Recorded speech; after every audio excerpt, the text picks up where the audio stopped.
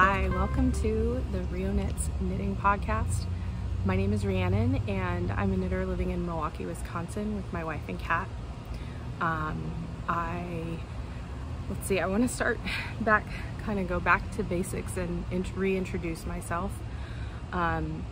So I have been knitting for I think about 8 years, so I consider myself an intermediate knitter. I'm also a knitting instructor, but I teach a lot of beginner intro to kind of classes at a local yarn shop. So I teach people, you know, how to do lace, how to do cables, that kind of thing, because I think a lot of people talk themselves into thinking they can't do things that they can. So if you're new here, welcome. Please don't expect, you know, intense expertise, but rather those who've been here for a while, thanks for coming back. You know that this is me being sort of an average knitter, exploring different things, figuring out what I like and what fits with my personal style. So this is a definite change of setting. I've never recorded outside before, and so bear with me. I'm in my backyard. It's a beautiful day, the kind of day where you just don't want to be indoors. There's a nice breeze, as you can tell. The sun is shining, but it's not too hot. It's just lovely. So what you might hear in the background, you know, traffic going by. There's a busy street that away. There's a less busy street that away, but an alley between them. You know, there are children playing, there are dogs, there are church bells that ring a lot in this neighborhood. There are the sounds of, you know, joyful kids walking to the park. You know, there's all kinds of noise outside, and motorcycles are a big deal here in Milwaukee. There's a lot of motorcycles and other kind of, you know, summertime vehicles that people make a lot of noise with. So yeah, and you know, you'll probably also hear birds and, you know, the sound of the wind and my air conditioner or whatever. But welcome, thank you for coming by. I wanted to just update you on some of the stuff that I'm making this summer and my plans and what I've been up to. So yeah, number one, I finished, I guess I'll just dive right into finished objects. Sorry, this is I'm a little rusty, and I really don't plan on editing this because one of the things that really keeps me from posting is the amount of editing work to make it into this like polished professional video, and I don't think anyone cares. Like, if you're here, you're not here for Steven Spielberg style production, right? So I've got a basket here, I've got my notes, and I'm gonna just dive right into what I'm wearing / my first finished object. So I am wearing the Mount Pleasant tee by Pip and Pin. I'll stand up and you can get a better look at it. It's a tee that starts with this nice little lace, which I think is an old shale pattern. I think that's what that's called. But you have lace at the bottom, and then you just knit up. There are some increases, so it's got a bit of waist shaping. You don't have to do that, but you knit up, and then you're knitting the front and the back separately, while the basically sleeve stitches are on hold. But the sleeves are just little cap sleeves, so once you pick up, you're really not doing much, and it's like a drop shoulder style. So really, this is, you know, you pick up and you do a couple rows, and then you do some ribbing and bind off. So it's a cropped sweater. As you can see, it's being worn right now over a dress, so that kind of warps the shape of it a little, but I think it's really nice to wear like a cropped tee, kind of knitted tee over a dress, because I don't like having like my stomach show. You do you, but it's not for me. So I feel confident when I'm moving around that, you know, things are covered. And also it adds a little shoulder coverage to a dress that doesn't have sleeves. So if you don't want to have your shoulders out, like if it's a very hot day or just a very sunny day and you want a little more protection, you've got that.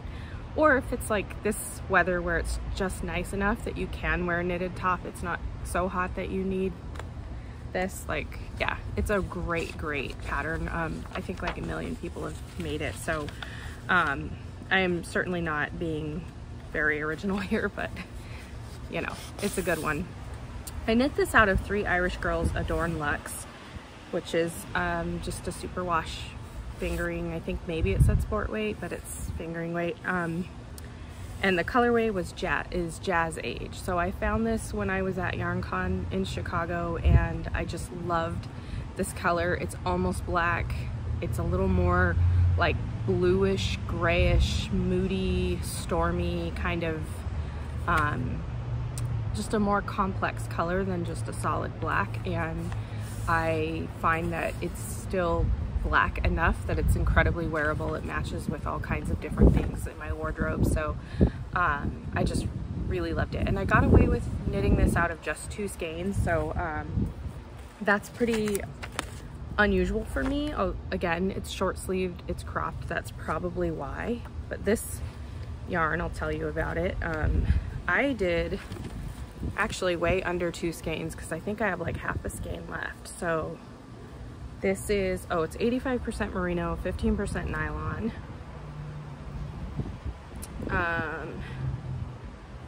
It is 450 yards, and it says 4 ounces, so it doesn't give you the grams, but I think 4 ounces is about 100 grams maybe.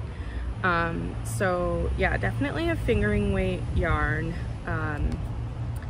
And you know, it says to alternate between skeins because it's hand dyed, and you can see that there is a lot of variation of color within just like the yarn itself.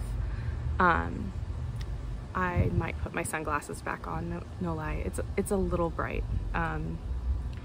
So yeah, I mean, you know, there's some merit, I think, to alternating skeins, but I don't do it. So I just went ahead and went through, and I think maybe I did a little bit of a fade, like where I just do, you know, a row of the new yarn, and then maybe 2 rows of the old one, and then 2 rows of the new one, and then 3 of the old, or something like, you know, or 1 of the old, like a very short truncated fade, just so that there isn't like a line where one skein ends and the other begins. But as far as I could tell, these were the same dye lot. They were the only ones left of this color, I think, and I'm really glad that I got them. And I think this is just like a really great versatile garment. I can totally see wearing this under like a blazer or a jacket in the fall, layering it up. You can put, you know, I have this dress here that has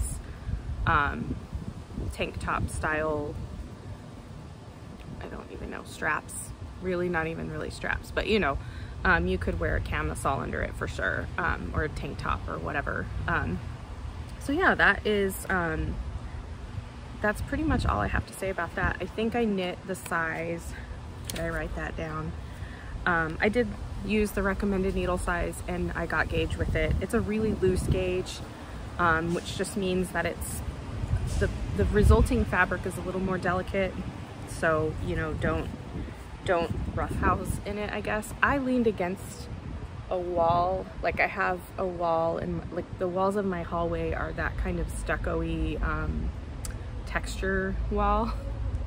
The plaster is textured, and I leaned against it and it snagged my sweater. So super wash at a loose gauge, you take your chances.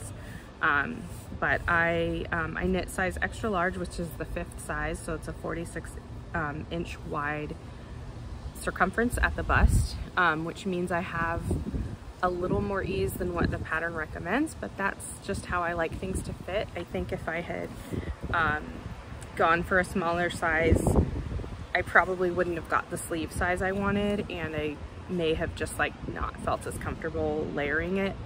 So I think, you know, that was a good choice. I just did the recommended length on the body and the sleeves. I took the designer's advice, so to speak, and I didn't try to reinvent the pattern in any way, but I do think if I knit it again, I think I would like one that was a bit longer, that was more of a regular shirt length, and maybe sleeves to here. just for variety, not because I think there's anything wrong with this, but I think this pattern has enough potential to be lots of different things. You know, you could do a long sleeve version and it would be just as beautiful.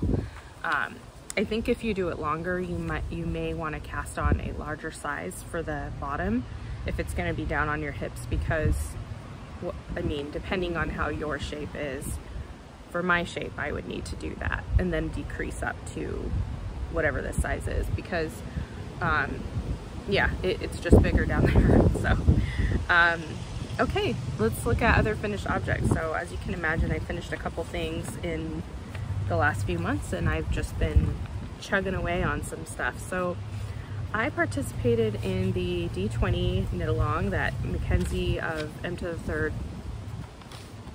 Yarn Co. Hosted, and this was where you took, you know, 20 random yarns if you just had like mini skeins to use up or leftovers, and then you roll a 20-sided die and it tells you which color to use because you've numbered your yarns 1 through 20, and then you roll it again for how many rows to do. So I did pretty much exactly that, but what I did do is once I knit, you know, if I rolled a 5 and I did color 5, then I didn't do color 5 again within the same sock. So I made a pair of really bananas marled socks. I took an undyed yarn that I had, and they look really big here. I don't know why. They just look really big. I think after the ribbing, they look really big on that part. I don't know what you call that, the arch of the foot. I don't know what anatomy things are. I'm gonna put my sunglasses on, sorry. This is gonna be me and my sunglasses, but I don't care. Yeah, it's real bright. So I just went and I tried to get 20 yarns in each one. So like, again, after this section where I had so many rows of this same color, I started like kind of fudging it, where if I rolled a high number, I was like, well, I'm not gonna get 10 rows of another color in there, so I'll just go 2 or something like that. So yeah, I made these worsted weight marled socks. I kind of used the pattern High Desert Socks just for the stitch counts, and then sort of went from there on my own. On the first sock, I actually started with the recommended needle size and found it was a bit looser, but that was okay because it was just up on the calf and the ribbing. But by the time I got down here, I figured I needed them tighter. So you can kind of see where it tightens quite a bit, like around this yellow section. But these are going to be socks that I wear around the house. I have a lot of ends to weave in, and then they're really done, and they're really comfy. They're quite nice. I did my classic heel flap and gusset with the slip stitch heel. That's what I like. I think that's what was in the pattern, so it made it easy to follow. Nothing unusual, just lots of colors, and they don't match, obviously. They're, you know, they're not even, I would say they're sisters, not twins, but they're kind of more like second cousins. Like, they're just really, you can vaguely tell they're related. But yeah, that's that project done, and it was just fun to do something really spontaneous because I have a lot of scraps and leftovers, as you probably do too. And then I also have some skeins that are really lovely that I got for socks, and I know that I don't need an entire skein of yarn for a pair of, like, what I usually make are socks that are, you know, maybe a 2-inch above the ankle at the most, so not quite shorties, but, you know, somewhere around there. So I don't need a lot of yarn for socks, so one skein is like 2 pairs of socks, so I could dip into those and know that I have enough left over. Okay, there's a small bird that just landed over here. Anyway, the next thing I finished was the classic ribbed beanie from Purl Soho. I knit this because I felt like last winter everybody had like a neon beanie, and I wanted one too. And I had this yarn from Candy Skein. This is the color Blue Slushee. That was their color of the month for September of 2021. So that was the last time I went there. Sad. but I moved to Wisconsin that year, so obviously I'm not driving to Astoria, Oregon for yarn. But yeah, I just really like this. It's super stretchy. I held the yarn double because it's a pattern for a DK worsted weight kind of hat. It does kind of have a little bit of a point to it. I'll put it on and you can see how that I am not one of these people. Like, I am 100% not this person. So I think with some good blocking, I think it will fit just the way I want it to. But I really want like a close fitting beanie, and I want that double brim to keep my ears warm when it's cold out. And this is not a bruise, I just realized. This is from pitting cherries. I just have cherry juice all over my arm, so.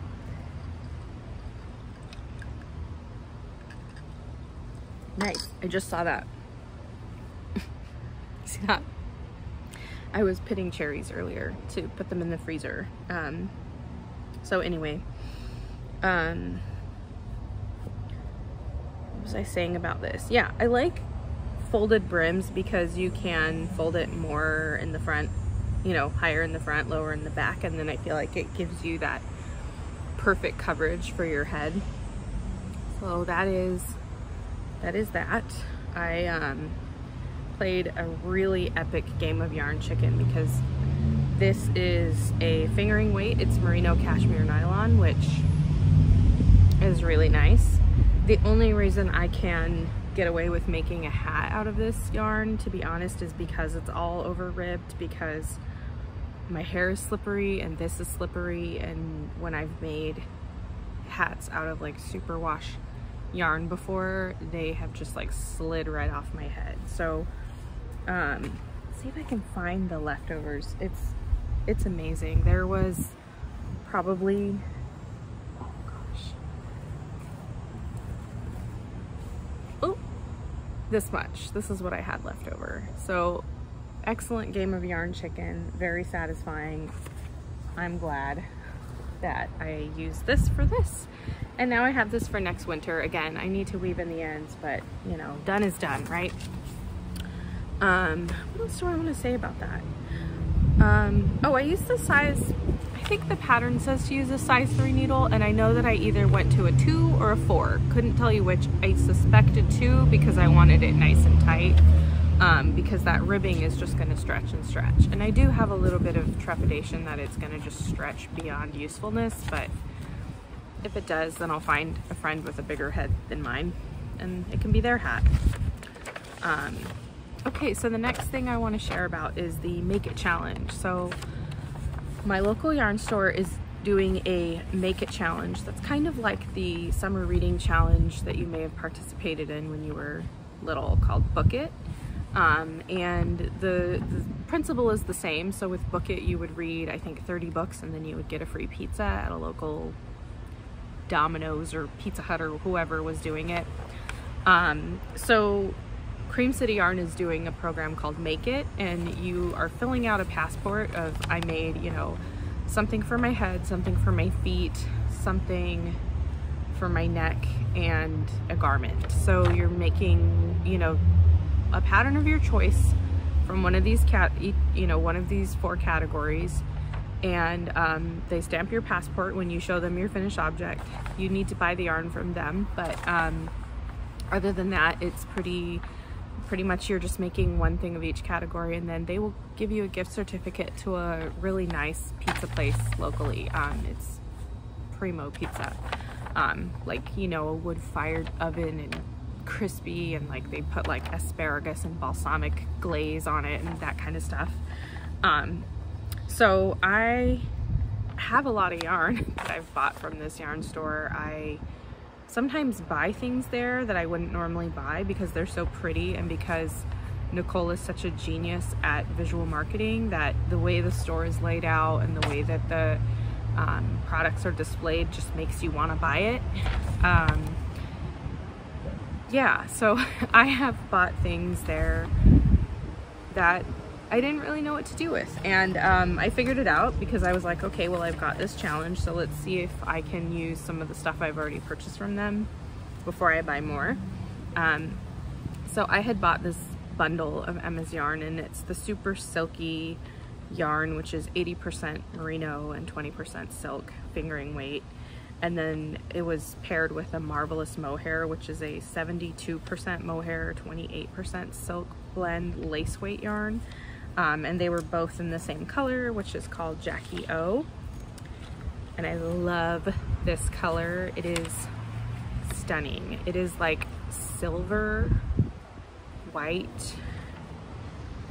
It's the color of fog, like clean ocean fog, not like gross smog fog.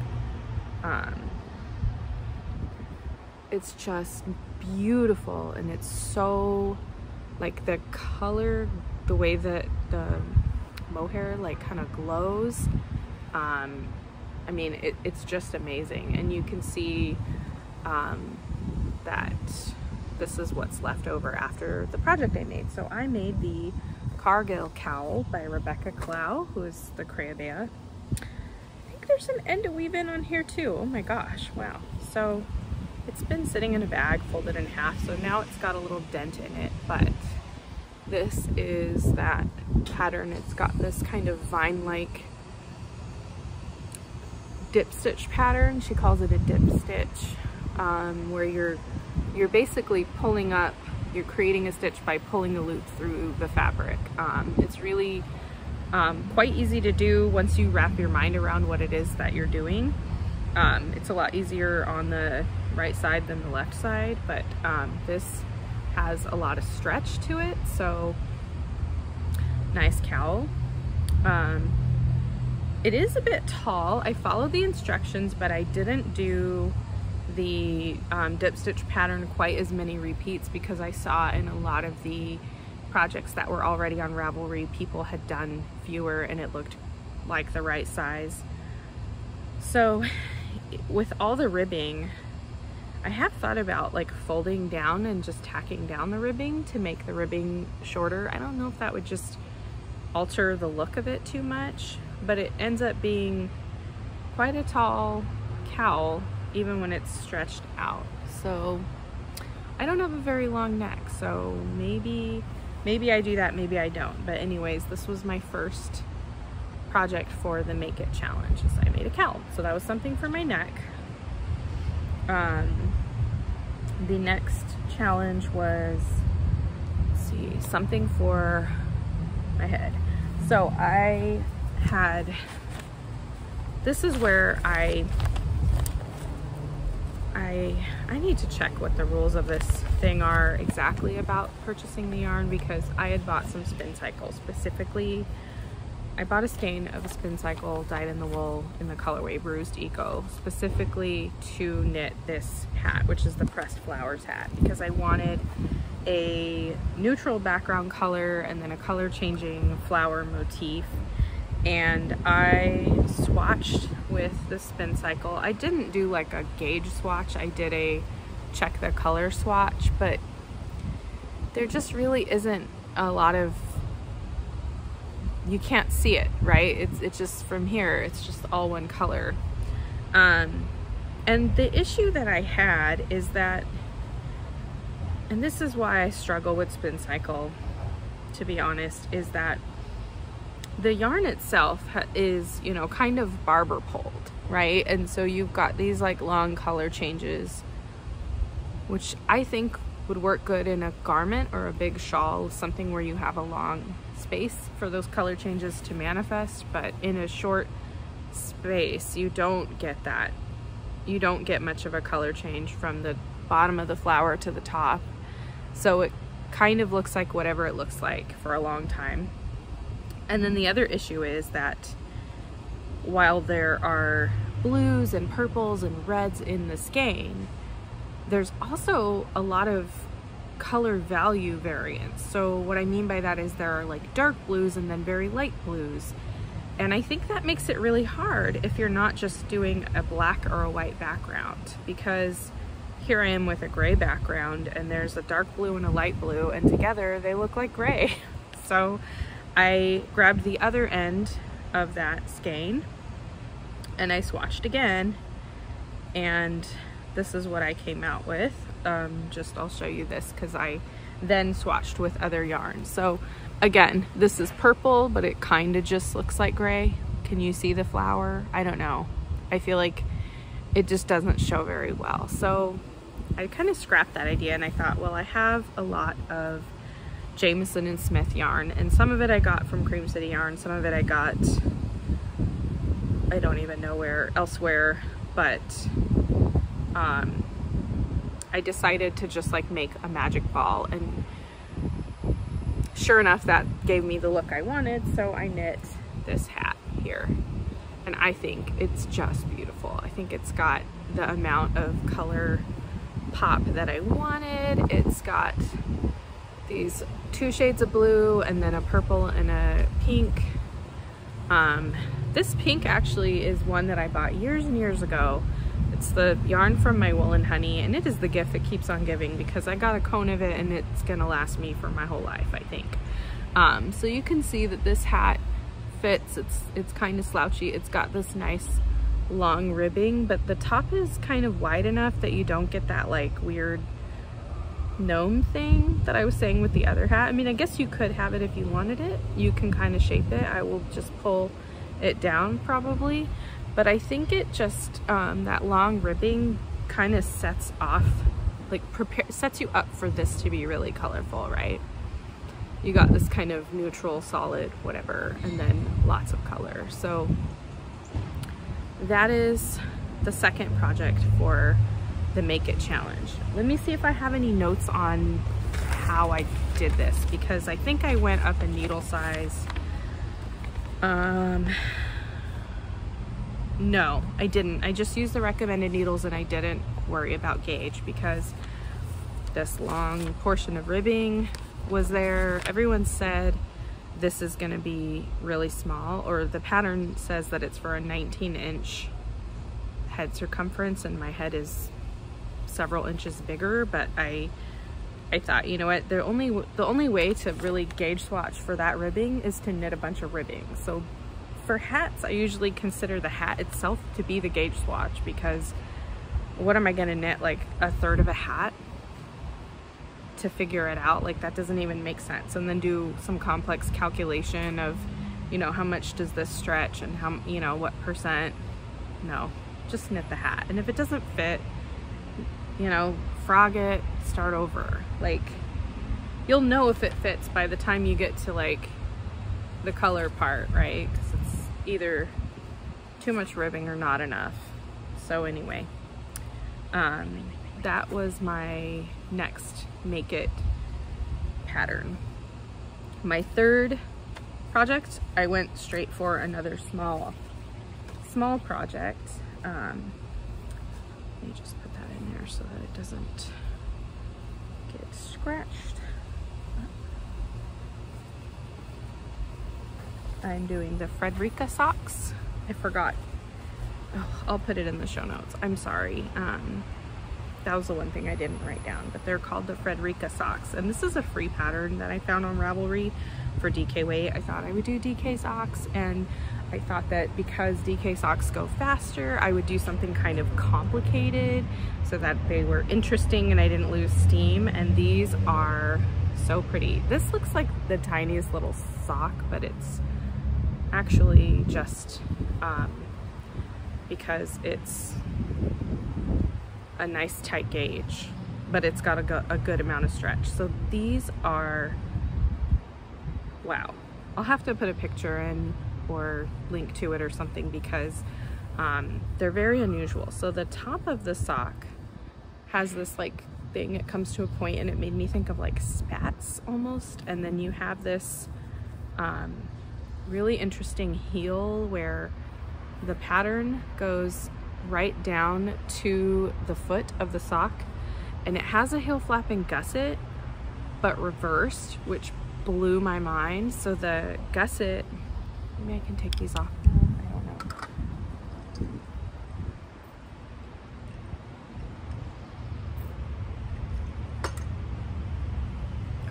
The gusset begins, you're knitting the sock on, you know, circular's magic loop or on 2 DPNs.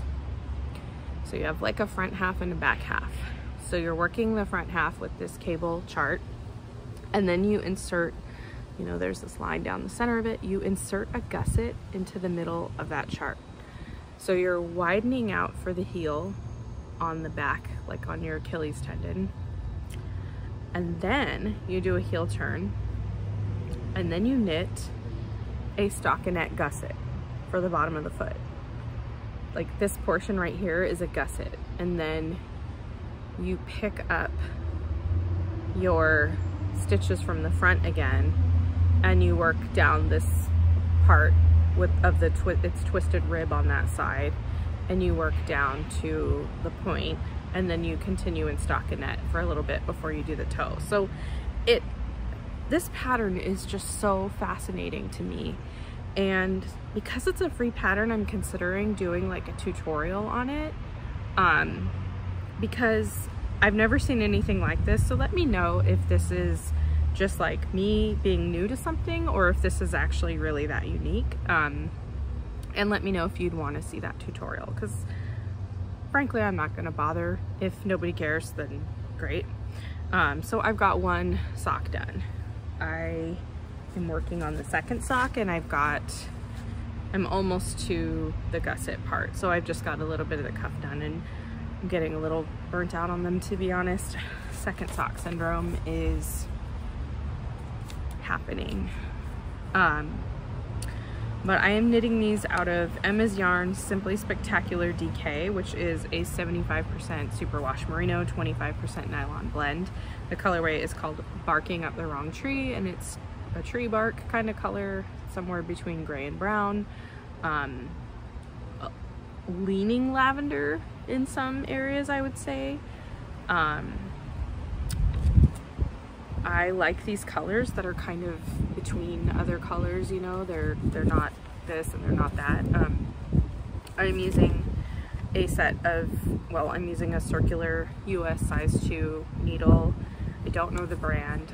They're metal needles with a green clear cord connecting them. I tried to Google it, I couldn't figure out what they are, but they're something I either got secondhand or bought when I was first learning how to knit, so I may never know what they are or where they came from.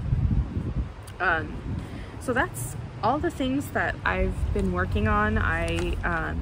Yeah, I have my next project planned out. I'm going to be knitting the Sweater Hug by Skeindeer Knits. This has been something that's been in my queue for a long time.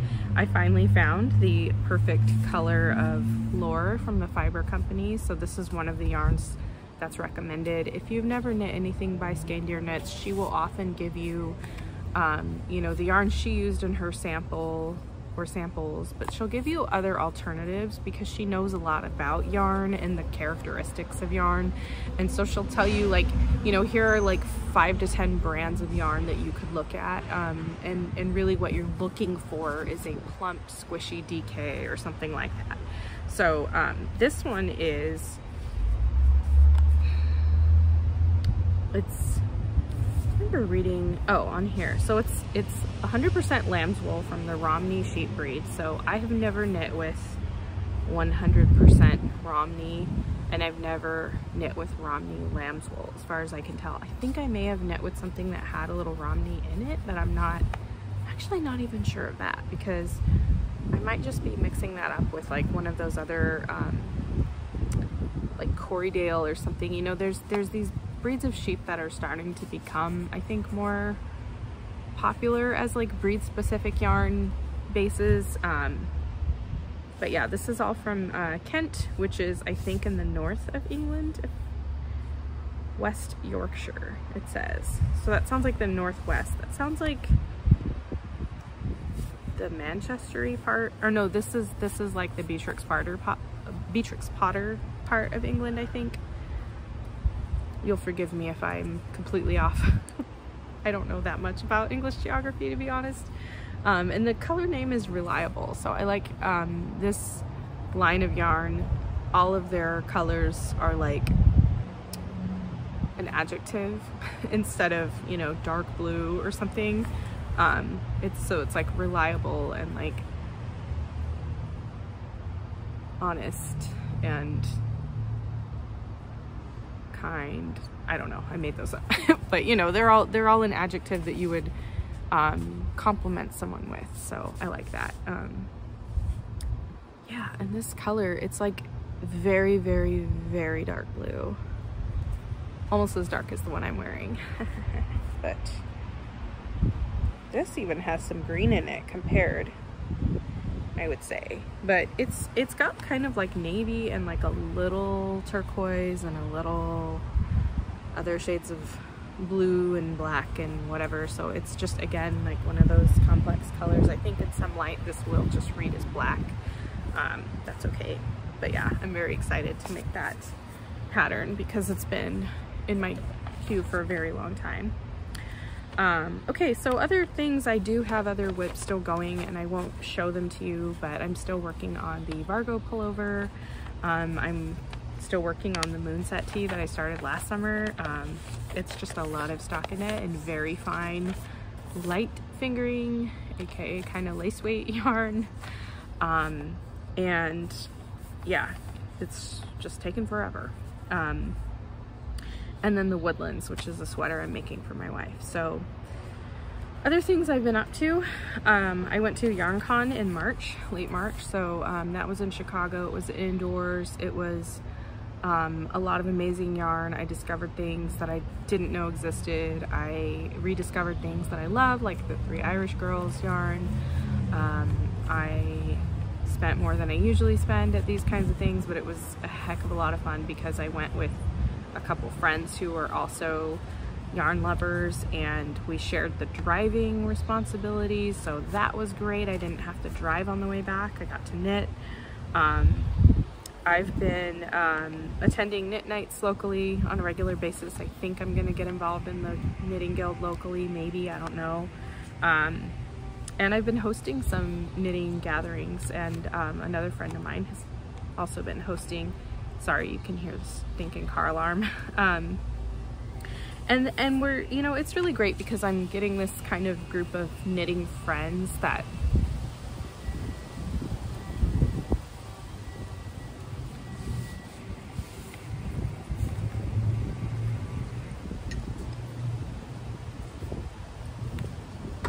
so I'm getting more involved with this group of Fibre friends and planning more stuff together or doing more things together, and it's really nice to feel like I found my local knitting community. That's something I couldn't quite get in Portland. I was starting to, and then you know, we went into lockdown, and so then I feel like whatever relationships we're forming were kind of dissolved by that. So yeah, I'm planning on a cabin retreat Fibre getaway with a different group of crafty friends, but this is going to be sewing, knitting, etc. People just, you know, spending some time in a cabin making stuff for a few days. The Sheep and Wool Festival is coming up. We're planning a trip to Wool & Company, which is apparently a giant warehouse in South Elgin, Illinois, which is not too far from here. I mean, it's a perfect day trip destination. And, you know, we're just trying to figure out the pacing of these things so that we are not going right after we've been to Sheep and Wool, because, you know, one of the lovely things is that I feel like the people I'm connecting with are similarly to me also on a yarn budget. So we only have so much space, we only have so much, you know, extra disposable income for things that are, you know, like yarn, and, you know, we're all pretty mindful about like the consumerism aspect of knitting, and so I think, you know, it's just nice to be able to spend time with people like that who get it, that I don't want to just go and, you know, spend all of my disposable income on nothing but yarn every weekend. That, you know, I need a few months between Fibre events, and I need time to use up some stuff, maybe to stash some stuff, you know, that I like. Stuff comes in, other stuff maybe is time to go out. So yeah, I just feel like I'm you know, gonna have all these great things coming up, and I will be teaching again in the fall and winter. I told myself I would just take the summer off because I have a lot of gardening plans and other stuff. So you know, yeah, I wasn't teaching this summer, but I'll get back into it in the coming months. So I thought I would bring back, just to end this out, I thought I would bring back the My 3 Things segment. So start with what I'm drinking. I made some cherry limeade, which means I put some crushed ice and limeade in a cup and some cherries. Cut up some cherries. So this is why I was pitting cherries earlier, is to freeze them, because I bought them from the farmer's market and they're very organic, which means some of them have little caterpillars in them. So I cut them all in half, opened them up, inspected them, de-pitted, whatever, and then I'm freezing them because they just won't keep that long if I don't freeze them. But once they're frozen, they can just go into whatever drink I'm drinking, and I think that's pretty great. Okay, so what I'm reading right now, among other things, but I'll just share one book. I'm finally reading this, Parable of the Sower by Octavia Butler. This is a science fiction book. It's set in the year 2024. It was written in, I think it was written in the early 90s. It looks like 1993. So it was looking 30 years into the future. And honestly, it doesn't sound like 2024, but it kind of sounds like it could be like 2028, you know? Like, it's, the world in here is not as far off as I wish it was. But this is unlike a lot of sci-fi books in that it's in the future, it's kind of dystopian, but not absurdly so, I guess. Like, there's no like necessarily evil empire. What it's really focused on is so it's a young black girl, and she's growing up in one of the communities that I guess has a little more privilege or a little more safety than the average person in this world. But it's really focused on like social and religious changes that have come to pass in the future. And so the whole like world it's presenting really feels like it could happen, and it really feels like if you and I were in those situations, this is how we would react. These are the kind of people we would be. This is how we would live, you know? I think I kind of like that about it, because it's not, nobody's overly heroic and nobody's overly, you know, like superhero-y. I don't know a better way to say that, but basically, you know, she is dealing with things like climate change and the breakdown of social norms, and you know, people clinging to normalcy, or what they consider normalcy. I think for those of us who have just lived through a global pandemic, which is all of us, this book is really good. You know, it has some lessons, I think. And then my favorite thing, so my 3 things, I should have said that at the beginning, but it's always what I'm drinking, what I'm reading, and my favorite thing at the moment. So my favorite thing at the moment right now is the squinny. I just learned about squinnies. Okay, so it's also called the 13-lined ground squirrel, or the striped gopher, or the leopard ground squirrel. And it is basically, it looks kind of like a chipmunk, but it has these dark stripes with spots in the spots within the stripes on its back, and its body is like 1/3 of it is just its head and its cheeks. It's a diurnal animal, so it's active during the day. It's active in the really hot parts of the day too. It hibernates in winter, and it eats seeds and bugs and other little mammals. According to the Wikipedia page, it will viciously attack and consume cicadas if able.